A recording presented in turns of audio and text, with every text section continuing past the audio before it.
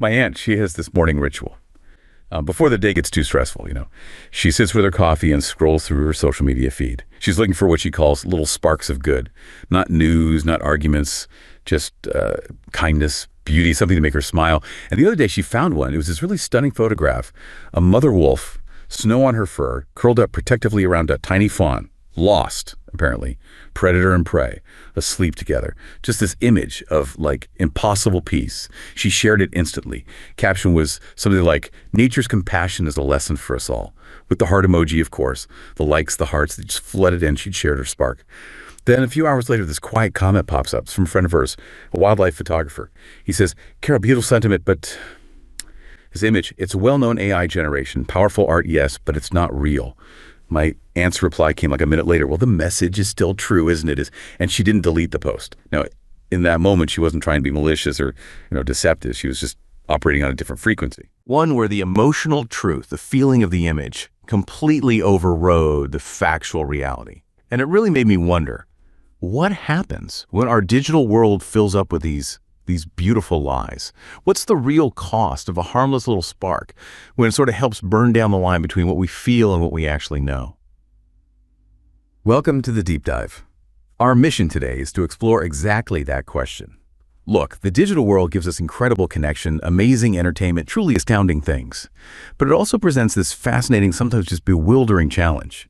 We're talking about the pervasive spread of unlabeled AI-generated content and alongside it, just loads of unverified information. So today we're going to dive deep into the hidden forces at play here, the human psychology that makes us vulnerable to these digital illusions. And, crucially, we'll look at some surprisingly clever and hopefully practical ways we can all navigate this new reality. Yeah, and what's truly fascinating, I think, is that this isn't just about spotting fake news anymore. That feels almost quaint now. It's about understanding a whole new layer of complexity in our information ecosystem. It's really dense. We're going to try and unpack how the very fabric of truth and trust is being reshaped, right before our eyes, and why it's often not as simple as just a clear right or wrong, especially when the lie, like that wolf picture, feels emotionally true, perfectly crafted to hit us right where we live. It's a landscape that needs a totally different kind of map, and maybe even some new navigational skills for all of us. Okay, let's unpack that. These beautiful lies. We're talking about a world where artificial intelligence can craft images, videos, audio, text, and do it so convincingly that it just blends seamlessly with reality. It's not sci-fi anymore. My aunt's picture is a perfect example. I mean, experts are warning that by 2026, which is really not far off, a mind-boggling amount of online content, maybe as much as 90%, could be synthetically generated. Just try to wrap your head around that for a second. 90%. It's staggering. Right. That's a huge seismic shift in what we consume every day.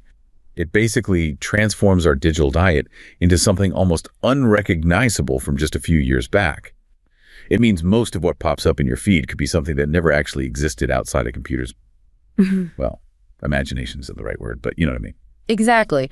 And what's particularly fascinating, or maybe concerning, isn't just how these creations are made, but how they're strategically spread. This brings us to something called computational propaganda. It sounds technical, but it's basically the deliberate, strategic use of algorithms and automation to push misleading information. The key things to remember are automation, which gives it incredible speed and scale, massive scalability so it can reach millions almost instantly, and anonymity. It's really hard to trace who's actually behind it. Imagine these highly sophisticated internet bots. They're not the clumsy bots of the past. These are autonomous agents designed to mimic real people. They're constantly analyzing huge amounts of social media data, often in real time. They spot trends, track sentiment, even pinpoint individual emotional triggers or biases you might have. And then they deploy tailored messages, images, narratives, often without even directly engaging with you, to manipulate public opinion in a very targeted way. It's a big leap from traditional propaganda. It bypasses old gatekeepers like newspapers or TV news and hits directly at emotions and biases. And it does it at this unprecedented, almost invisible scale. It's less about convincing you with logic and more about creating an atmosphere where something just feels true. So you've got this mix then. Real people, fake users, botnets, troll armies. What does that actually look like in our daily feeds? How does it play out? Well, it means you're interacting in this really complex ecosystem. You've got regular human users, sure, but they're mixed in with these vast botnets, maybe online paid users pushing a specific message, even organized troll armies. And they often work together, sometimes in a coordinated way, to create this false sense of prevalence, like everyone believes this thing, or this product is super popular, or this political view is mainstream, when maybe it isn't. Right, creating a fake consensus. Exactly. And this is where it gets really compelling or tricky. Right. These bots are becoming incredibly sophisticated. Thanks to huge leaps in AI, especially things like natural language processing and generative adversarial networks, or GANs, they can produce text that sounds human. They can respond contextually. They can even adapt their online persona over time. So they learn? They learn and adapt, which makes them significantly harder for us humans and even for automated detection systems to spot. They just blend in. It's this continuous evolving challenge. It makes the digital space feel less like a public square for open debate and maybe more like a carefully constructed, persuasive, hallucination sometimes.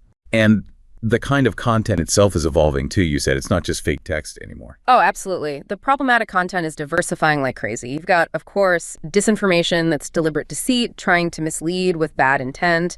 Then there's misinformation, false stuff, but maybe spread without malicious intent, though it can still cause a lot of harm.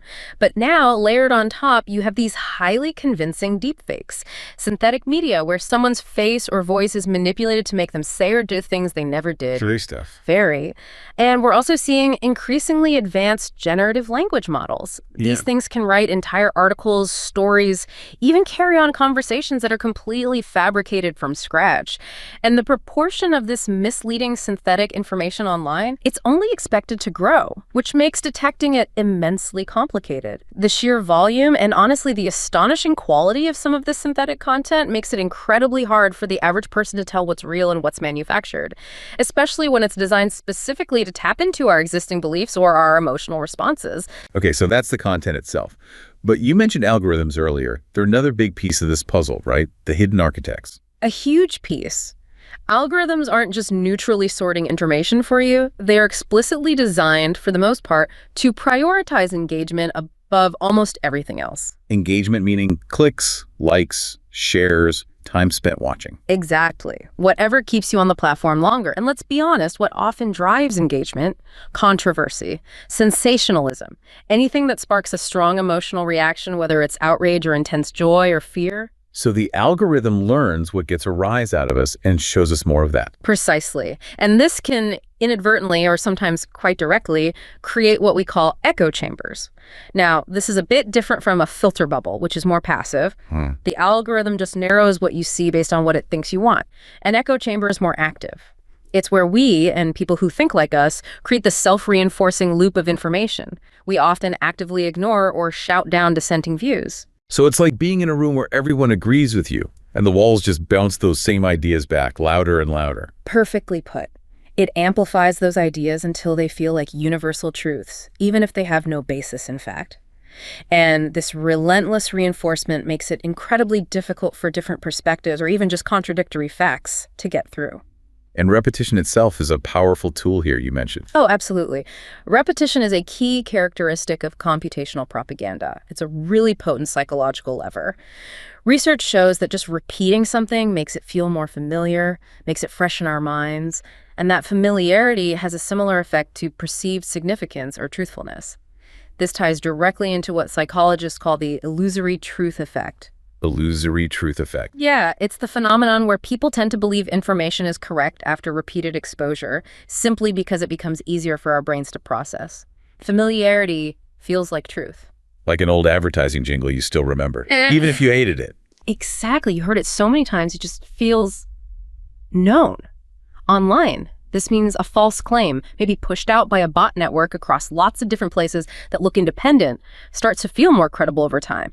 Not because you've checked it, but just because your brain has encountered it again and again. It mistakes that mere exposure for actual evidence. Wow. And we see this even on platforms like TikTok.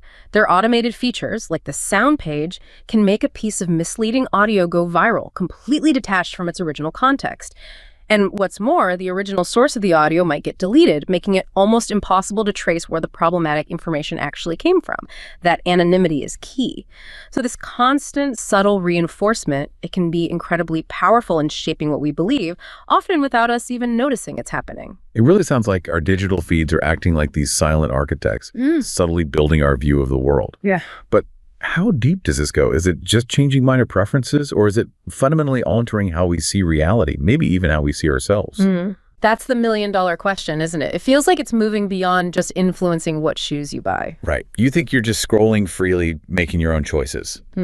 But there's this hidden architect nudging you, guiding you down certain paths of information, certain beliefs. It almost feels like objective reality itself is becoming this luxury that maybe we can't afford anymore, trapped in our personalized digital bubbles. It's a profound shift, and it has real psychological costs. Okay, let's talk about those costs. The psychological price. What does this constant exposure do to our brains and I guess to our connections with each other? Let's start with trust and critical thinking. Right. If you connect all these dots, the AI content, the algorithms, the repetition, the echo chambers, the bigger picture is that this pervasive exposure is profoundly eroding trust. Trust in institutions, trust in media, trust in each other. And it's definitely weakening our critical thinking skills at a societal level. Our minds naturally rely on cognitive shortcuts, mental heuristics, and biases just to get through the day. We can't possibly analyze every single piece of information deeply. Like confirmation bias. Exactly. Confirmation bias is a big one. It makes us seek out and favor information that confirms what we already believe.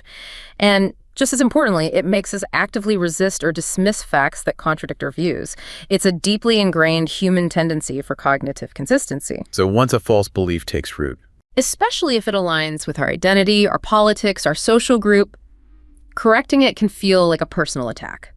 It triggers defensiveness, not open-mindedness. Rational debate becomes incredibly difficult. We even see things like the backfire effect, where sometimes presenting someone with strong evidence against their belief can ironically make them dig in their heels and believe it even more strongly. seriously, Yeah. that seems counterintuitive. It does, but it happens. It's like the evidence threatens their worldview or identity, so they double down.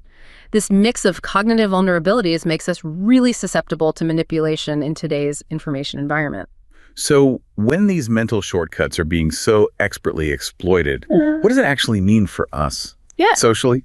Personally? Well, it leads directly to societal fragmentation. That's maybe one of the most dangerous consequences. Right. When different groups of people operate on fundamentally different sets of facts, when they believe completely different things about major issues, climate change, public health, elections, whatever it is, constructed dialogue becomes incredibly difficult, maybe impossible.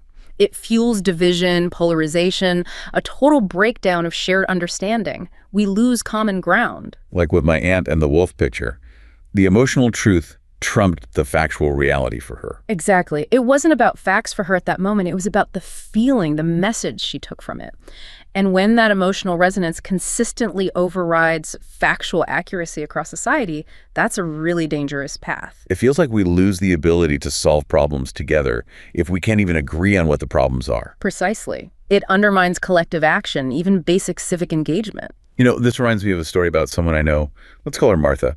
She's a retired librarian, very sharp. Her son jokingly called her the Facebook police because she'd spent like 10 seconds doing a reverse image search on some stunning photo her cousin Brenda shared, like this amazing off-grid home in California. And sure enough, she'd find it was actually well-known AI artwork.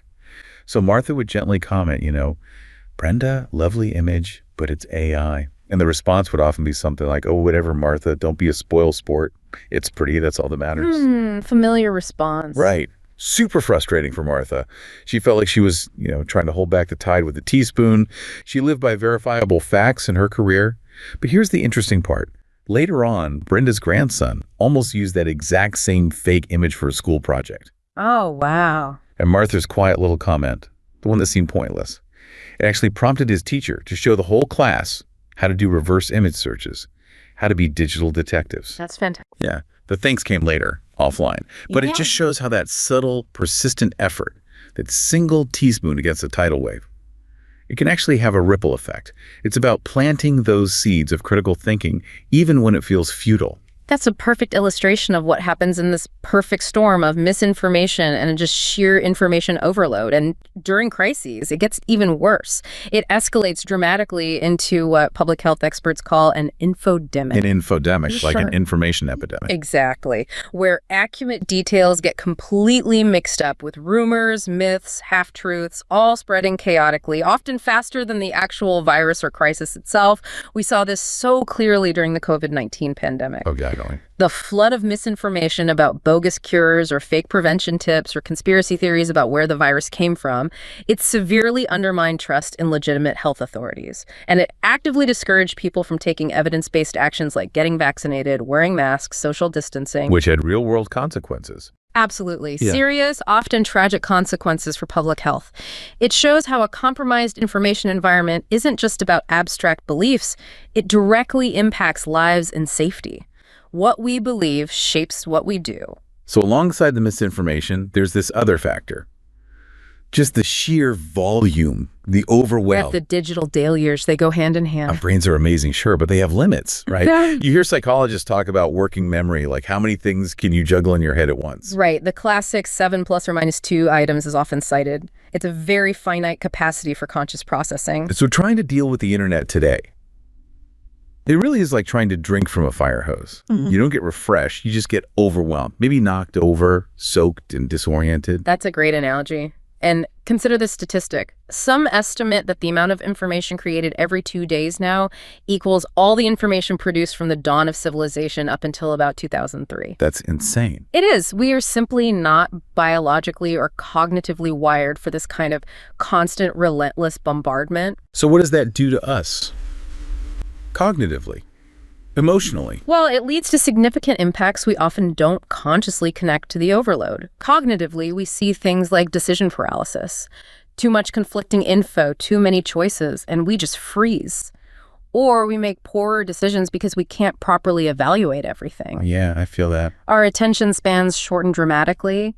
We find it hard to concentrate deeply on any one thing. We're constantly flitting between tabs, notifications, alerts. The constant multitasking. Which isn't really multitasking, it's rapid task switching, and it's very draining. And maybe most disturbingly, our memory can become less reliable. We're bombarded with new data before we've properly processed and stored the old stuff. We forget where we learned something, or we mix up facts. It's sometimes called source amnesia. Okay, and emotionally. Emotionally, it fuels chronic stress and anxiety, that feeling of never being caught up, always being behind. It also leads to something called news fatigue. News fatigue. Yeah, where people just become emotionally numb, disengaged, or completely exhausted by the constant stream of often negative or overwhelming information. They might just withdraw altogether, become cynical, apathetic. It's that real feeling of losing control, isn't it? Yeah. Drowning in information, never able to catch up. And here's the really ironic part. You mentioned this earlier. Having too much information can actually lead to people being less informed. How does that work? It seems paradoxical, but it makes sense when you think about cognitive overload. When our brains are swamped, we look for shortcuts. We might just shut down, tune out completely. Or Right. just grab onto whatever headline is loudest. Exactly. We might just accept whatever sensational headlines manage to cut through the noise precisely because they grab our limited attention. And this overload definitely makes it easier for misinformation to slip through our mental filters. We just don't have the time, the energy, or the cognitive bandwidth to critically vet every single thing we see. So we take things at face value.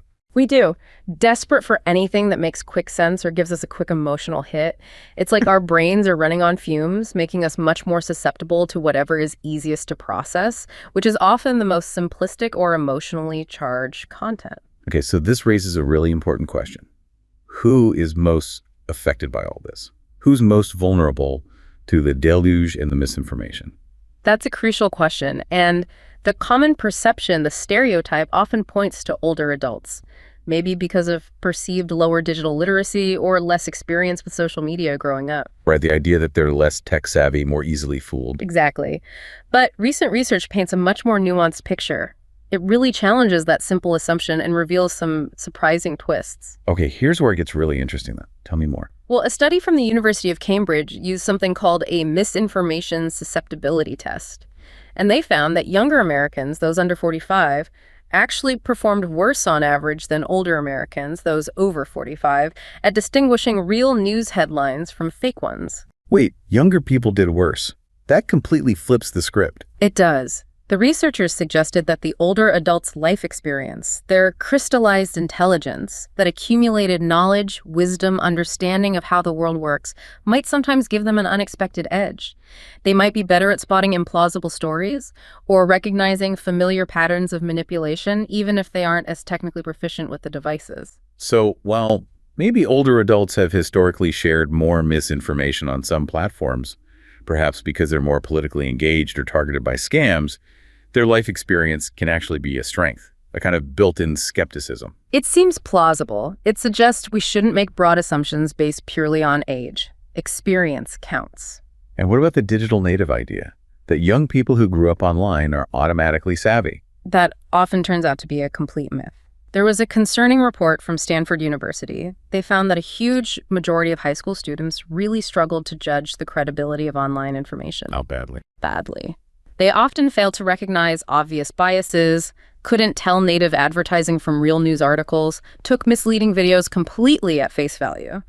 In one specific task, 96% of high schoolers couldn't see that a climate change website denying climate change was actually backed by fossil fuel interests, even when the connection was pretty clear on the site itself. Wow. 96%. Yeah, it shows that without specific, explicit education in media literacy and critical thinking, just growing up with the internet doesn't automatically make you good at navigating it safely or critically. Young people are immersed in environments like TikTok or Instagram where content is super fast, highly visual, and the sources are often murky or hidden. Critical evaluation is really hard in that context. It's like giving someone a really fast car, but absolutely no driving lessons. That's a good way to put it. Technical skill doesn't equal critical judgment. So beyond age, what else makes someone more vulnerable? It's really a complex web. Overall, digital literacy is key, not just knowing how to use tech, but understanding how online information ecosystems work, how algorithms function, common manipulation tactics. Education level generally plays a role, impacting analytical skills. Language barriers can be a huge factor, isolating communities from reliable mainstream information and making them more reliant on potentially unfiltered content within their language group. And even psychological states matter. Things like heightened anxiety, stress, or loneliness can make people more susceptible. How so? Well, in times of uncertainty or emotional distress, people often crave simple answers, quick reassurances, or just a sense of belonging. And misinformation, conspiracy theories, scams, they often expertly exploit those very needs. So it's this intricate network of vulnerabilities. Anyone can get caught, really. Understanding that complexity is the first step towards building resilience, both individually and societally. Okay, so we've painted a pretty challenging picture. Let's talk about fighting back. What are the solutions? From platforms, from policy, and maybe from our own personal habits. Right. Let's shift to solutions, starting with the tech side, the platforms. As we touched on, detecting deepfakes is this immense escalating challenge. It really feels like a technical arms race. The traditional methods looking for visual glitches, weird blinking patterns, biometric mismatches, missing vocal quirks, they're becoming obsolete really fast. Because the AI is getting better at faking those things. Exactly. Advances in AI, especially these generative adversarial networks, GANs, allow the tools to simulate even super subtle vocal biomarkers, perfect those visual flaws. They learn from the detection methods. So the existing detection systems just can't keep up reliably. It's this constant cat and mouse game. Detectors get better, fakes get better, detectors improve again. And the fakes are becoming basically indistinguishable. To the human eye, often yes. And even to many automated systems, it's a huge problem. So given that, what does this mean for the tech companies, the social media platforms? They must have some ethical obligation here, right? A huge one. Not just to their users, but arguably to the health of the entire information space, to society. We're seeing some shifts. Meta, for instance, owner of Facebook and Instagram, is moving its approach. Instead of trying to remove all manipulated videos, which is incredibly hard, they're focusing more on adding AI info labels to a broader range of content, images, audio, video. This labeling is supposed to be based on industry-shared signals that AI tools embed in the content, or sometimes when users actually self-disclose that they're uploading AI stuff. So the idea is transparency. Give users context rather than just banning things. That's their stated reasoning, yeah. Provide transparency and context, let users decide, rather than restricting speech unnecessarily or becoming the arbiters of truth, which is a role they generally want to avoid. It's a trickle balancing act. But some people would argue labeling isn't enough, right? That it puts too much burden on the individual user to figure it out. Why wouldn't platforms go further, like with outright removal, especially for obvious fakes? That's a crucial point, and it really highlights the bind platforms are in. There's the free expression argument. Removing content can look like censorship, especially if it's satire or art. Also, the sheer volume makes manual removal impossible, and automated removal. That can lead to lots of errors, taking down legitimate content, which causes huge user frustration. False positives are a big issue. And trying to suppress something can sometimes make it go more viral, right? The Streisand effect. Exactly. Attempts to suppress can backfire spectacularly. So this leads them to explore other solutions. Some fascinating new approaches are being developed. One is behavioral profiling for deepfake detection. Behavioral profiling, how does that work? Instead of just analyzing the pixels or the sound waves directly, it looks at unique conversational signatures. It analyzes subtle speech dynamics, things like micropauses, tiny vocal tremors, changes in speaking rate, the rhythm and intonation of speech, what linguists call prosody. The musicality of speech. Sort of, yeah. The human voice carries this immense amount of almost imperceptible idiosyncratic information about the speaker's body, their mental state. Yeah. It's incredibly complex. AI-generated speech, even the best stuff, often struggles to replicate that deep layer of authentic humanness. Even if the words sound right and the voice timbre is close, it might sound subtly off in its rhythm or flow. That's clever. Looking beyond the surface. Right. And looking ahead, people are working on tools for real-time detection, trying to spot fakes as they're being streamed or uploaded, which is a massive computational challenge. There's also a big push towards establishing content provenance. Think of it like a digital watermark or a fingerprint. Like blockchain. Yeah, using things like digital signatures or blockchain technology to create a verifiable, unchangeable record of where a piece of digital content came from, who created it, has it been altered, like tracking a package, but for digital media. Authentication for photos and videos. Exactly. And finally, combining different methods, multimodal analysis, looking at visual cues, audio cues, text, metadata all together, because an inconsistency in one area might give the fake away. Okay, these technical solutions sound promising, but there's still this human element, right? Trust, and the lines getting blurry. Absolutely paramount. It reminds me of another story about a friend, Maya. She's a wildlife photographer. She spent weeks, literally weeks, out in the Pacific Northwest, rain-soaked, waiting to get this one single breathtaking shot of an elk in the fog. Wow. Dedication. Total dedication. It was perfectly real, her absolute masterpiece. A moment of pure magic she captured through skill and patience. But when she posted it online, the comments just flooded in. Cool mid-journey prompt, classic AI artifact reported for sharing, unlabeled AI. Oh, no. Yeah. Even after she shared the raw camera files, the GPS data showing exactly where and when she took it, undeniable proofs it didn't matter to many people. And the worst part, her photo was rejected from a really prestigious photography award because the judges said they couldn't definitively prove it wasn't AI. That is heartbreaking and deeply ironic. Totally ironic. Her completely real, authentic work was undermined precisely because the fakes have gotten so good and skepticism is now so high.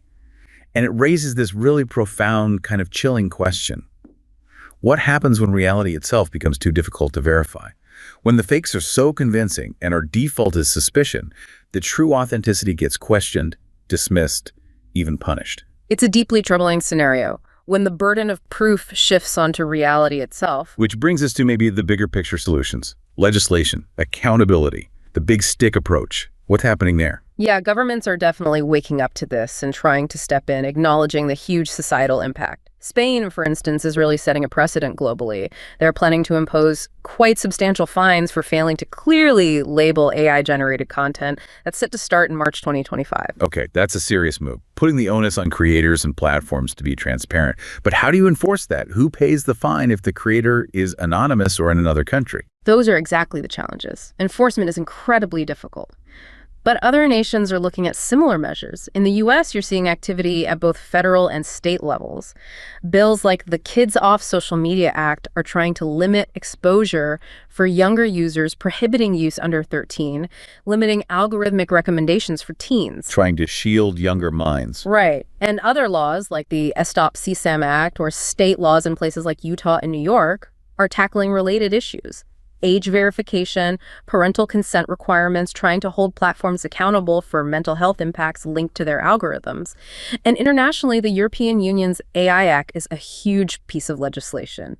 It includes strict rules about transparency for AI-generated content, especially in high-risk areas like political ads or deepfake pornography. So there's a growing global recognition that we need stronger guardrails, especially for kids. Definitely. A recognition that self-regulation might not be enough. But these regulations bring their own massive challenges, don't they? Like age verification. Yeah. How do you do that effectively without creating huge privacy risks, collecting sensitive data on everyone? That's a huge hurdle. Balancing safety with privacy is incredibly difficult. Secure, reliable, privacy-preserving age verification is a major technical and ethical challenge. And then there's the sheer logistics of enforcing these rules across the global internet. What about content coming from state-sponsored troll farms in countries that are actively using AI for manipulation?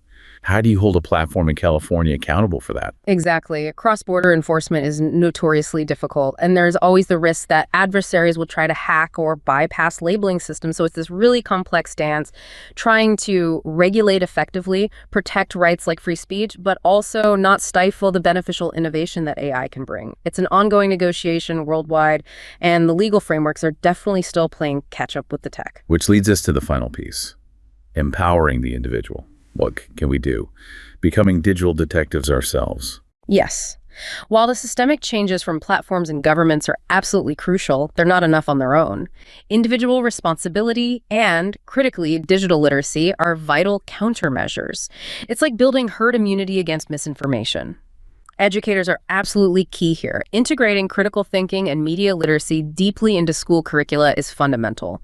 Finland is often cited as a great example. They've been doing this for decades, making it a core part of national education from a young age. What do they teach? They teach students not just what to learn, but how to evaluate sources, how to spot manipulation tactics like propaganda or logical fallacies, how to discern credible information from noise online. It's about building a more resilient citizenry, equipping every person with the mental tools they need to navigate this complex information world safely and effectively.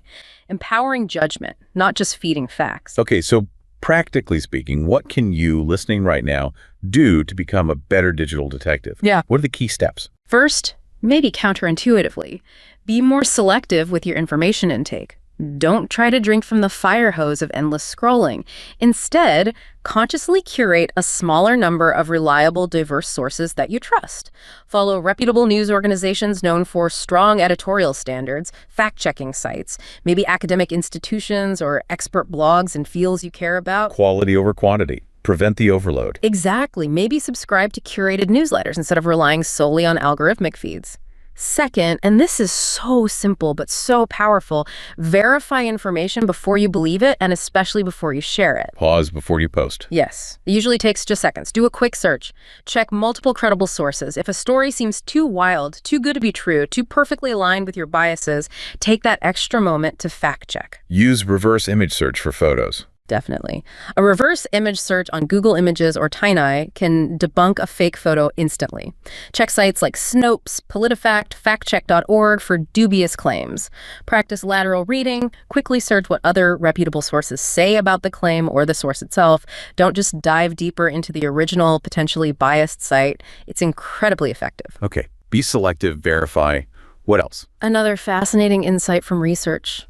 Simply reminding yourself to consider accuracy right before you share something significantly reduces the spread of misinformation. Just consciously thinking, is this true? Yeah, it sounds almost too simple, but often we share based on emotion or speed, not accuracy.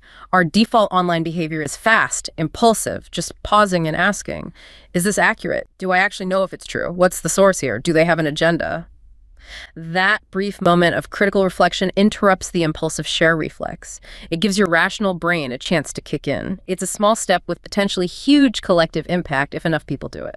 That makes sense. And tied to that, watching out for emotional manipulation, right? Huge one.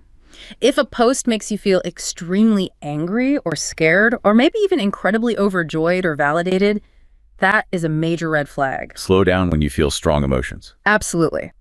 Misinformation and propaganda often deliberately play on our strongest emotions to bypass our logical thinking. They want you to react instantly, not to stop and think critically. So if you feel that intense emotional hit, pause. Don't share in that knee-jerk state. Cross-check the facts once you've calmed down a bit. It's like what happened with Mark. Tell me about Mark. Mark saw social media as this engine for uplift, a place to spread positivity. He once shared this really striking black and white photo, looked like James Dean, with this profound quote attributed to him. The quote was something like, "A person has but one life. I have lived thousands. The only truth is that a man is measured by the kindness he gives away." Really moving stuff. That's inspiring. Yeah. Mark felt great, thought he was spreading wisdom, but his 19-year-old daughter, Chloe, saw it and gently pointed out, James Dean never said that. Oh, where did it come from? Apparently it was from a science fiction novel. And the photo, classic AR generation. The original prompt title was something like, "Sad 50s Greaser." Ouch. What did Mark say? He kind of stammered, "Well, but the message is still good, right? The message is what's important." And Chloe's quiet reply really hit him. She said, "But is it? Doesn't a good message become weaker when it's wrapped in a lie? You taught me that, Dad." Wow. That's powerful. Yeah. Mark realized that even with the best intentions, building on a falsehood erodes trust. The currency of kindness, as he put it later, is only valuable if it's minted from genuine metal. That's a great takeaway. So beyond verifying, watching emotions, any final tips? Yes. Limit your overall exposure. Actively take breaks from the constant stream. Designate offline times, maybe no news after 9 p.m., or device-free periods during the weekend. Turn off those non-essential notifications that constantly fragment your attention. Actively diversify your information diet. Seek out different trustworthy perspectives, even ones you might disagree with. This helps break out of echo chambers and gives you a broader understanding. And you can even actively improve your immunity to misinformation by playing inoculation games like Bad News or Go Viral. They teach you how misinformation works by letting you try out the tactics yourself in a safe, simulated environment. Like getting a vaccine against fake news. Exactly. These practices all help keep your mind clearer, more resilient, healthier in this world full of potential info hazards. It's about shifting from passive consumption to active, mindful discernment. So wrapping up, it feels like AI presents this real duality, doesn't it? Absolutely clear.